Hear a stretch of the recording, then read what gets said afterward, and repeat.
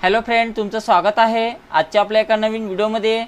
या व्हिडिओमध्ये आपण पाहणार आहोत 8 जुलैपासून सुरू होणाऱ्या MSCITच्या फायनल एक्झाममध्ये आपल्याला कशा प्रकारे क्वेश्चन विचारले जातात, पासिंगसाठी किती मार्काची आवश्यकता आहे, किती क्वेश्चन्सवर आपण पास होऊ शकतो, तर संपूर्ण माहिती या व्हिडिओमध्ये आपण पाहणार आहोत। तर जुलै महिन्यात होणाऱ्या सर्व विद्यार्थ्यांसाठी हा व्हिडिओ महत्त्वपूर्ण असणार आहे।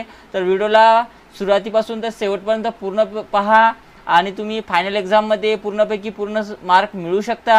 तर अशाच प्रकारचे खूप सारे व्हिडिओमध्ये या चॅनलवर अपलोड केलेले आहेत, तर ते सुद्धा तुम्ही पाहून घ्या। तर आपल्या व्हिडिओला करूया सुरुवात। तर बघा, इकडे आपल्याला 60 मिनिटांचा टायमिंग इथे दिलेला आहे। तर 60 मिनिटाचा आपला पेपर असणार आहे आणि याच्यातनी संपूर्ण क्वेश्चन्स 50 असणार आहे आणि प्रत्येक प्रश्नाला 1 मार्क दिलेला आहे। यामध्ये ऑब्जेक्टिव्हचे 15 क्वेश्चन विचारले जातात। तर 15 पैकी तुम्हाला पास होण्याकरिता 6 मार्काची आवश्यकता आहे आणि तुम्हाला प्रॅक्टिकलचे 35 क्वेश्चन्सपैकी 14 क्वेश्चन्स करेक्ट यायला पाहिजे, म्हणजे 14 मार्काची आवश्यकता आहे।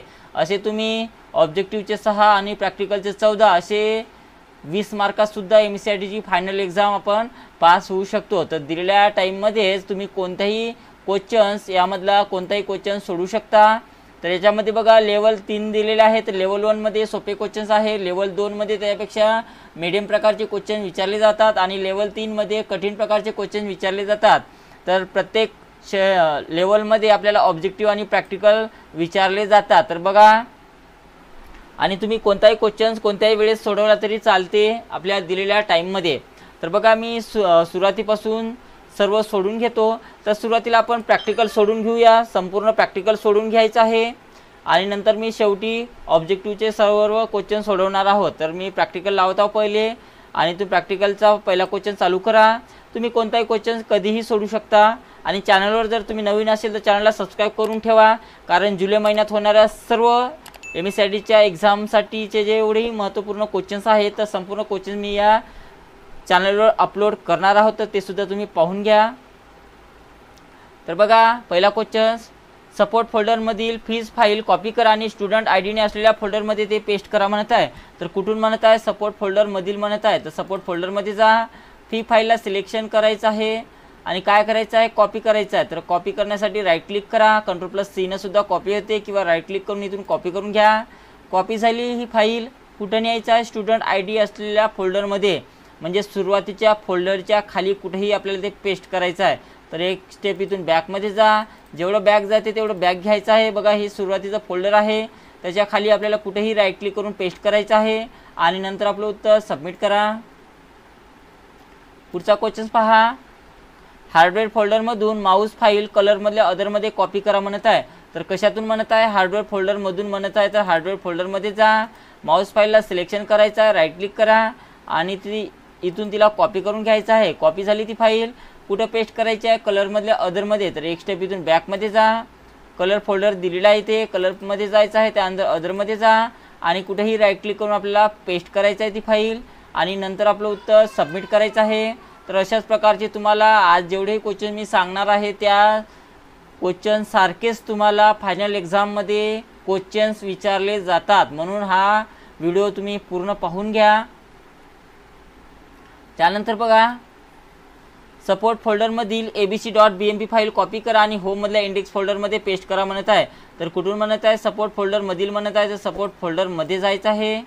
त्यानंतर बघा, इथे फाईल दिलेली आहे, त्या फाईलला सिलेक्शन करा, राईट क्लिक करून घ्यायचं आहे आणि तिला इथून कॉपी करून घ्यायचं आहे। कॉपी झाली ती फाईल, कुठं पेस्ट करायचं आहे? होममधल्या इंडेक्समध्ये। तर एक स्टेप इथून बॅकमध्ये जा, होममध्ये जायचं आहे, त्यानंतर इंडेक्समध्ये जा, डबल क्लिक करून आणि नंतर राईट क्लिक करायचं आहे खाली जागेवर आणि त्या फाईलला पेस्ट करा आणि मग आपलं उत्तर सबमिट करायचं आहे।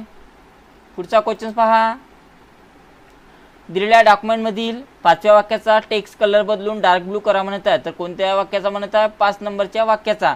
तर 5 नंबरच्या वाक्याला सिलेक्शन करून घ्या, सिलेक्शन करून घेतलं त्यानंतर टेक्स्ट कलरमध्ये जायचं आहे, म्हणजेच फॉन्ट कलरमध्ये जा आणि कोणता कलर घ्यायचा? Dark blue. तर बघा, याच्यातनी डार्क ब्लू नावाचा कलर इथे दिलेला आहे, तर तो कलर घ्या, बाहेर क्लिक करायचं आहे आणि त्यानंतर आपलं उत्तर सबमिट करायचं आहे।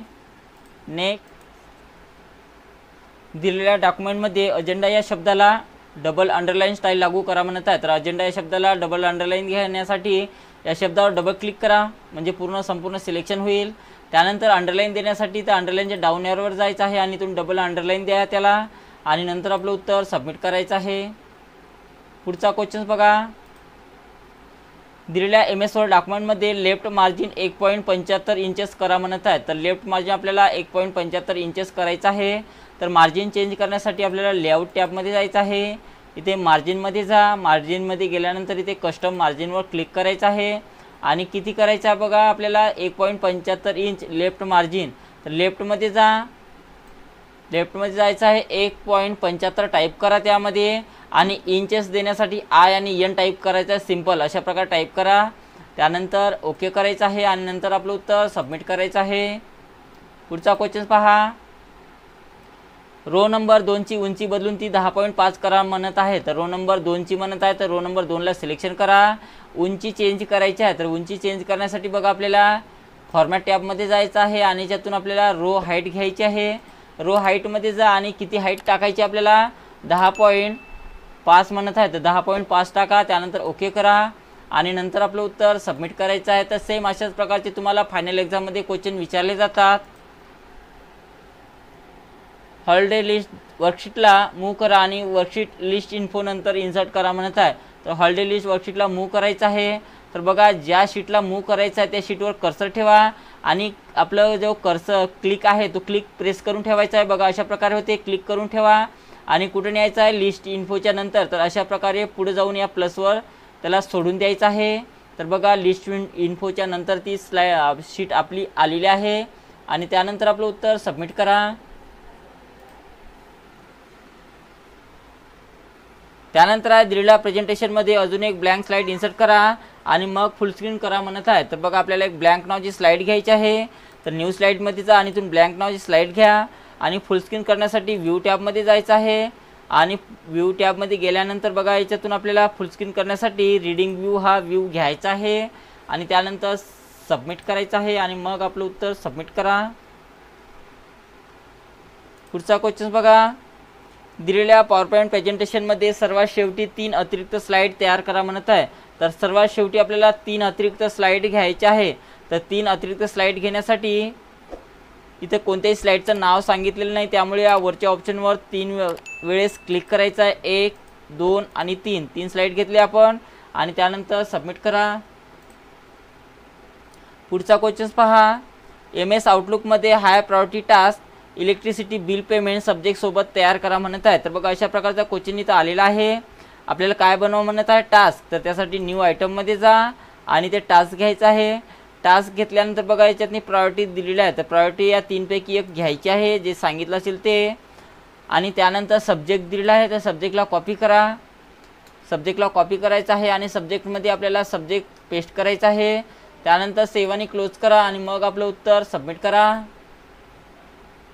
पुढचा क्वेश्चन, MS आउटलुकमध्ये in progress status task student pre final paper checking subject आणि 50% कंप्लीशन सोबत तयार करा म्हणत आहे। तर बघा आपल्याला 50% सोबत तयार करायचा टास्क। तर टास्क बनवण्यासाठी न्यू आयटममध्ये जा आणि इथून टास्क घ्यायचा आहे।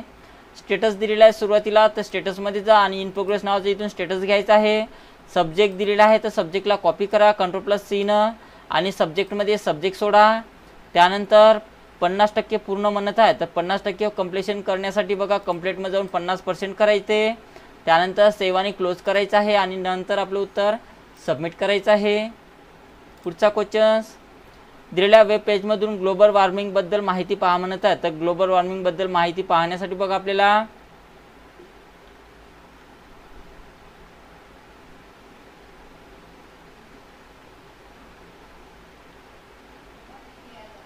तर याचं उत्तर ऑप्शन नंबर 3 आहे। आपल्याला मायक्रोसॉफ्ट एज ओपन करावं लागेल आणि google.com हा URL टाईप करून एंटर करायचा आहे आणि गुगलमध्ये बघा आपल्याला ग्लोबल वॉर्मिंगबद्दल माहिती पाहायची आहे तर ते टाकायचं आहे आणि ते कोणत्याही लिंकवर क्लिक करून आपण ती माहिती पाहू शकतो। तर आपला ऑप्शन नंबर 2 आहे, 3 आहे सॉरी आणि त्यानंतर सबमिट करा। नेक्स्ट, www.bbc.co.uk लिंक तुमच्या ब्राउझरमध्ये ओपन करा म्हणत आहे। तर आपल्या ब्राउझरमध्ये ही लिंक ओपन करायची आहे। तर बघा त्यासाठी मायक्रोसॉफ्ट एज ओपन करायचं आहे। ॲड्रेस बारमध्ये हा ॲड्रेस टाईप करा आणि एंटर करायचा आहे आणि बघा ती लिंक आपली इथे ओपन झालेली आहे आणि मग आपलं उत्तर सबमिट करा। तर ऑप्शन नंबर 1 हे त्याचं उत्तर असणार आहे। तर अशा प्रकारे आपलं लेवल 1 मधलं प्रॅक्टिकल संपूर्ण झालेलं आहे। त्यानंतर आपल्याला लेवल 2 मधलं प्रॅक्टिकल सोडवायचं आहे। तर लेवल 2च्या प्रॅक्टिकलला सिलेक्शन करून घ्यायचं आहे। याच्यातनी बघा 14 क्वेश्चन्स विचारलेला आहे। तर पहिला क्वेश्चन्स लावा इथून, सपोर्टमधल्या होम फोल्डरमध्ये असलेले रिझल्ट फोल्डर डिलीट करा म्हणत आहे। तर कशातून म्हणत आहे, सपोर्टमधल्या होम फोल्डरमध्ये म्हणत आहे। तर सपोर्टमध्ये जा, त्यानंतर होममध्ये जायचं आहे आणि याच्यातून रिझल्ट फोल्डरला डिलीट करण्यासाठी रिझल्ट फोल्डरला सिलेक्शन करा, राईट क्लिक करायचं आहे आणि इथून तिला डिलीट करायचं आहे आणि मग आपलं उत्तर सबमिट करायचं आहे। पुढचा क्वेश्चन, सपोर्टमधल्या साऊंड फोल्डरमधील प्रोजेक्ट PNG फाईलचे एट्रिब्यूट बदलून रीड ओनली करा म्हणत आहे। तर कुठून म्हणत आहे, सपोर्टमधल्या साऊंड फोल्डरमधील। तर सपोर्टमध्ये जा, साऊंडमध्ये जायचं आहे, प्रोजेक्ट फाईलला सिलेक्शन करा, राईट क्लिक करायचं आहे आणि ते प्रॉपर्टीजवर जायचं आहे। प्रॉपर्टीजवर गेल्यानंतर बघायच्या आहेत ॲट्रिब्यूट 2 दिलेले आहेत। या दोनपैकी आपल्याला कोणतं सांगितलेलं आहे, रीड ओनली। तर रीड ओनली प्रॉपर्टी ॲट्रिब्यूट घ्या, त्यानंतर अप्लाय करायचं आहे, त्यानंतर ओके करा आणि मग आपलं उत्तर सबमिट करायचं आहे। नेक्स्ट, याहू फोल्डरमधून मेसेंजर फोल्डरमध्ये याहू फाईल मूव्ह करा म्हणत आहे। तर कशातून म्हणत आहे, याहू फोल्डरमधून म्हणत आहे। तर याहू फोल्डरमध्ये जायचं आहे, फाईलला सिलेक्शन करा, राईट क्लिक करायचं आहे आणि इथून तिला कट करून घ्यायचं आहे मूव्ह करण्यासाठी। बघा ती फाईल कट झाली। एक स्टेप इथून बॅकमध्ये जा आणि कशातनी पेस्ट करायचं आहे, मेसेंजर फोल्डरमध्ये। तर मेसेंजर फोल्डरला ओपन करा आणि ते कुठेही राईट क्लिक करून आपल्याला ती फाईल पेस्ट करायची आहे आणि त्यानंतर आपलं उत्तर सबमिट करा। नेक्स्ट, दिलेल्या डॉक्युमेंटमधील टेक्स्ट 2 कॉलममध्ये स्प्लिट करा म्हणत आहे। तर दिलेल्या डॉक्युमेंटमधील शब्द आपल्याला 2 कॉलममध्ये स्प्लिट करायचे आहे। तर हे डॉक्युमेंट जे दिलेलं आहे ते संपूर्ण डॉक्युमेंटला सिलेक्शन करून घ्या, Ctrl+A न ऑल सिलेक्ट करून घ्या। सर्व सिलेक्शन केल्यानंतर इथे लेआउटमध्ये जायचं आहे, त्यानंतर इथे कॉलम्समध्ये जा आणि याच्यातनी किती कॉलम्स करायचे आहे, 2 कॉलम। तर बघा याच्यातनी 2 कॉलमवर क्लिक करायचं आहे आणि त्यानंतर सबमिट करा। पुढचा क्वेश्चन्स, दिलेल्या डॉक्युमेंटमधून टेबलची बॉर्डर काढून टाका म्हणत आहे। तर टेबलची आपल्याला बॉर्डर काढायची आहे। तर बघा इथे टेबल दिलेलं आहे, त्याची बॉर्डर काढण्यासाठी संपूर्ण टेबलला सिलेक्शन करून घ्या। बॉर्डर काढण्यासाठी बघा आपल्याला सिलेक्शन करून घ्यायचं अशा प्रकारे, इथून पहिले क्लिक करून घ्या, त्यानंतर डिझाईन टॅबमध्ये जायचं आहे, इथे बॉर्डरमध्ये जा आणि याच्यातून नो बॉर्डर ऑप्शनवर क्लिक करायचं आहे। तर बघा आपल्या टेबलची संपूर्ण बॉर्डर निघालेली आहे, बाहेर क्लिक करा आणि नंतर आपलं उत्तर सबमिट करायचं आहे। पुढचा क्वेश्चन्स, दिलेल्या डॉक्युमेंटमध्ये शेवटच्या रो नंतर 2 रिकाम्या ओळी इन्सर्ट करा म्हणत आहे। तर शेवटच्या ओळीच्या नंतर 2 रिकाम्या ओळी आपल्याला घ्यायच्या आहे। तर सर्वात शेवटच्या ओळीच्या नंतर क्लिक करायचं आहे। 2 ओळी घेण्यासाठी लेआउटमध्ये जा आणि इन्सर्ट बिलोवर क्लिक करायचा 1 आणि 2 वेळेस क्लिक करायचं आहे। 2 ओळी इथे आलेल्या आहे आणि त्यानंतर आपलं उत्तर सबमिट करा। पुढचा क्वेश्चन्स, दिलेल्या स्प्रेडशीटमध्ये सेल रेंज A2 ते G2 ला असाइन टू ही सेल स्टाईल अप्लाय करायची आहे। तर A2 पासून तर G2 पर्यंत बनत आहे। तर A2 पासून सिलेक्शन करा, तर G2 पर्यंत सिलेक्शन करून घ्यायचं आहे आणि असाइन 2 ही स्टाईल आपल्याला त्याला द्यायची आहे। तर सेल स्टाईलमध्ये जा, असाइन 2 स्टाईलवर क्लिक करायचं आहे आणि त्यानंतर आपलं उत्तर सबमिट करा। पुढचा क्वेश्चन्स बघा, कॉलम D डोनर्स नेम हा Z to A म्हणजे हायेस्ट टू लोएस्ट ऑर्डरमध्ये सॉर्ट करून एक्सेल डेटा अरेंज करा म्हणत आहे। तर कॉलम D म्हणत आहे, तर कॉलम D ला सिलेक्शन करून घ्या, पहिले पाहून घ्या केवढा कॉलम्स आहे। तर बघा जे काय डोनर्स नेम आहे, जेवढे डोनर्स नेम आहे तेवढेच सिलेक्शन करून घ्यायचं, एक्स्ट्रा आपल्याला काही हेडिंग वगैरे सिलेक्शन करायचं नाही, फक्त डोनर्सचं नाव सिलेक्शन करून घ्या।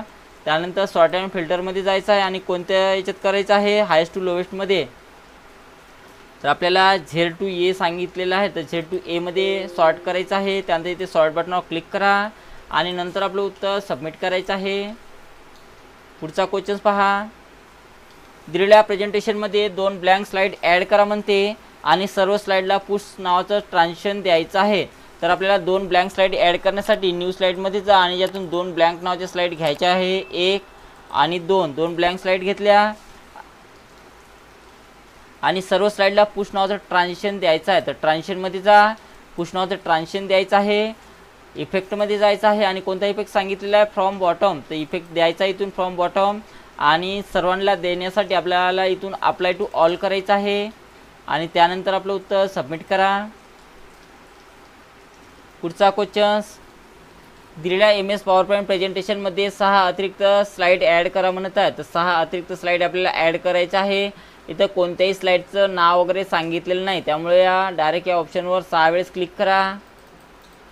6 आपली पहिली मिळून 7 स्लाईड होईल. 7 स्लाईड घ्यायची आहे. 6 आणि पहिली मिळून 7 स्लाईड होईल. त्यानंतर स्लाईड शो रन करताना 5वी स्लाईड लपवा म्हणत आहे. तर 5व्या स्लाईडला सिलेक्शन करा. लपवण्यासाठी आपल्याला काय करायचं आहे बघा, स्लाईड शोमध्ये जायचं आहे आणि इथून हाईड स्लाईडवर क्लिक करा. बघा इथून हाईड झालेली आहे ती स्लाईड आणि मग आपलं उत्तर सबमिट करायचं आहे.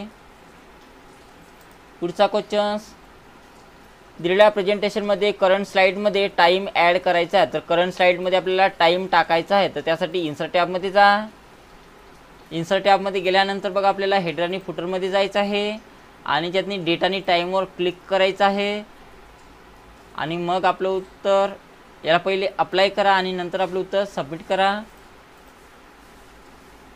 पुढचा क्वेश्चन बघा, MS आउटलुकमध्ये दिनांक 5 एप्रिल 2014 ते 10 मे 2014 पर्यंत 7 PM ते 9 PM वेळपर्यंत हॉटेल ग्रँड इंटरनॅशनल लोकेशनवर कॉर्पोरेट डिनर विथ MD सब्जेक्टसाठी अपॉइंटमेंट तयार करा म्हणत आहे. तर बघा आपल्याला अपॉइंटमेंट बनवायचं आहे.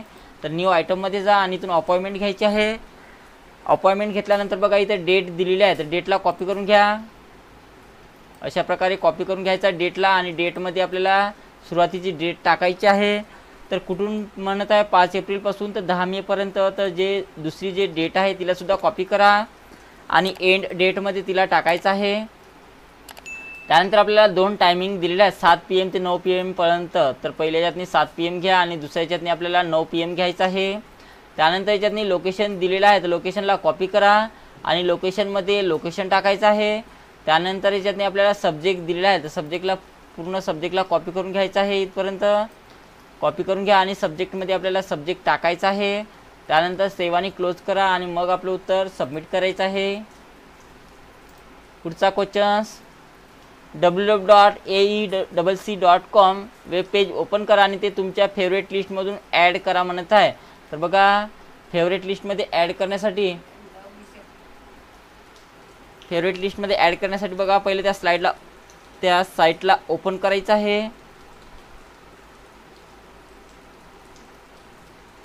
तर बघा त्याचं उत्तर ऑप्शन नंबर 4 असणार आहे आणि मग आपलं उत्तर सबमिट करा. आणि लेवल 2 मधलं शेवटचं बघा, www.mkcl.org वेब पेज ओपन करा आणि ते तुमच्या फेवरेट लिस्टमध्ये ॲड करायचं आहे. तर बघा mkcl.org ओपन करायचं आहे आणि फेवरेट लिस्टमध्ये ॲड करण्यासाठी तर याचं उत्तर ऑप्शन नंबर 3 असणार आहे.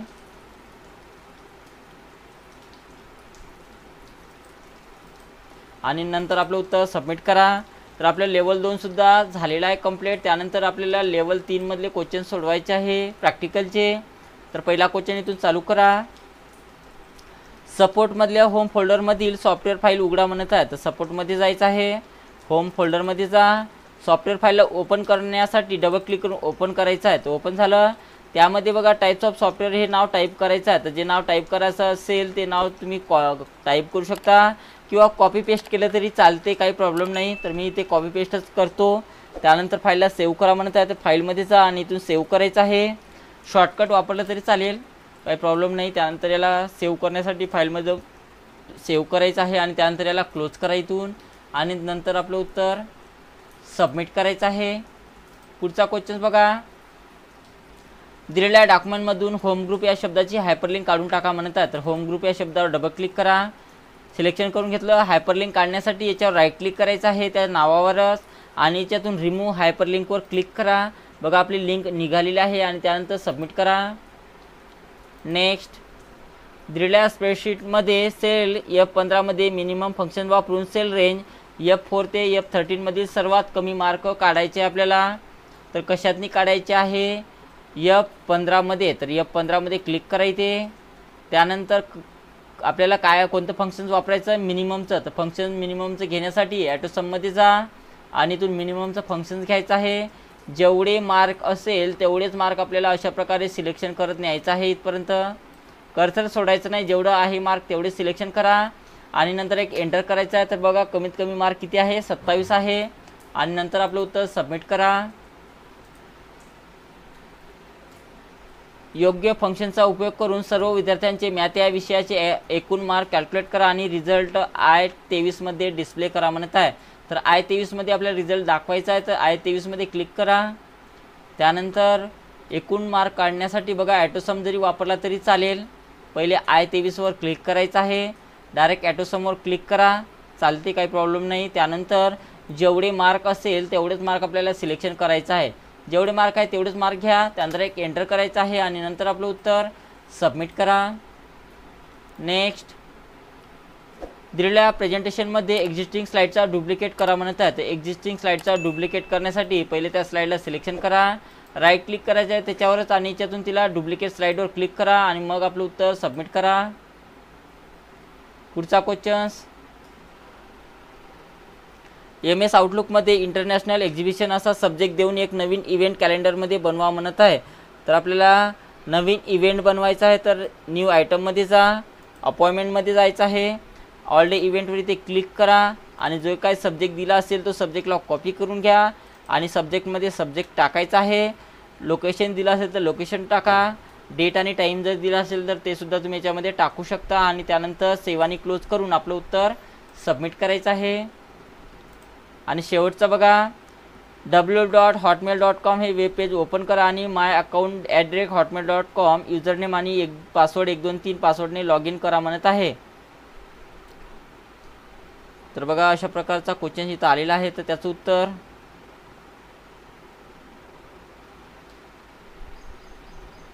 तर ऑप्शन नंबर 4 आहे। ऑप्शन नंबर 4 क्लिक करावं लागेल, मायक्रोसॉफ्ट एज ओपन करा, hotmail.com हा URL टाईप करायचा आहे आणि एंटर करायचा आहे। तर बघा ते URL वर आल्यानंतर बघा साइन इन ऑप्शनवर क्लिक करावं लागेल, त्यानंतर साइन इनमध्ये आपल्याला तो युजरनेम टाका आणि नंतर नेक्स्टवर क्लिक करून आपल्याला पासवर्ड टाकायचा आहे। तर बघा याचं उत्तर ऑप्शन नंबर 4 आहे आणि त्यानंतर सबमिट करा। तर अशा प्रकारे आपलं संपूर्ण प्रॅक्टिकलचे क्वेश्चन सोडवणं झालेले आहे आणि आता आपल्याला ऑब्जेक्टिव्हचे संपूर्ण क्वेश्चन सोडवायचे आहे, तर ते सुद्धा आपण सोडून घेऊया। त्यानंतर बघा आपल्याला ऑब्जेक्टिव्ह सोडवायचे आहे 3ही लेवलमधले, तुम्ही कसाही पेपर सोडू शकता, म्हणजे कोणताही क्वेश्चन कधीही सोडू शकता, काही प्रॉब्लेम नाही। त्यानंतर बघा मी ऑब्जेक्टिव्ह सोडवतो सगळ्यात शेवटी। पहिला ऑब्जेक्टिव्हचा क्वेश्चन बघा, माहितीमध्ये इन्फॉर्मेशन ॲक्सेस मिळवण्यासाठी हार्डवेअरची सेटिंग बदलण्यासाठी व त्यात साठवलेली माहिती शोधण्यासाठी, ऑनलाईन हेल्प मिळवण्यासाठी आणि कॉम्प्युटरला शटडाऊन करण्यासाठी डॅश डॅश हा आज्ञावली कमांड प्रदर्शित करतो म्हणत आहे। तर कोण प्रदर्शित करते ते, तर स्टार्ट बटन आहे। IP ॲड्रेस म्हणजेच काय म्हणत आहे, तर IT ॲड्रेस म्हणजे इंटरनेट प्रोटोकॉल ॲड्रेस आहे। वेब पेज डिझाईन करताना वापरली जाणारी स्क्रिप्ट लँग्वेज पुढीलपैकी आहे म्हणत आहे। तर वेब पेज डिझाईन करताना आपल्याला कोणती लँग्वेज वापरली जाते, HTML आहे, हायपरटेक्स्ट मार्कअप लँग्वेज आहे। मल्टीटास्किंग ही एका वेळेला एकापेक्षा अधिक ॲप्लिकेशन चालवण्यासाठी ऑपरेटिंग सिस्टीमची क्षमता आहे म्हणत आहे। तर बरोबर आहे। डॅश डॅश हा प्रोटोकॉलचा प्रकार नाही म्हणत आहे, तर याच्यातला कोणता प्रोटोकॉलचा प्रकार नाही आहे, तर हावाला सिस्टीम सॉफ्टवेअरमध्ये हे सोडून सर्वांचा समावेश आहे म्हणत आहे। तर सिस्टीम सॉफ्टवेअरमध्ये आपल्याला डेस्कटॉप पब्लिशिंगचा ऑप्शन सोडून बाकी सर्व असतात। त्यानंतर लेवल 2 मधलं सुद्धा ऑब्जेक्टिव्ह सोडवायचे आहे। डॅश डॅश ह्या एका ठिकाणापासून दुसऱ्या ठिकाणापर्यंत डेटा पाठवणाऱ्या इलेक्ट्रॉनिक सिस्टीम आहे म्हणत आहे। तर त्याला काय म्हटलं जाते बघा, कम्युनिकेशन सिस्टीम म्हटल्या जाते।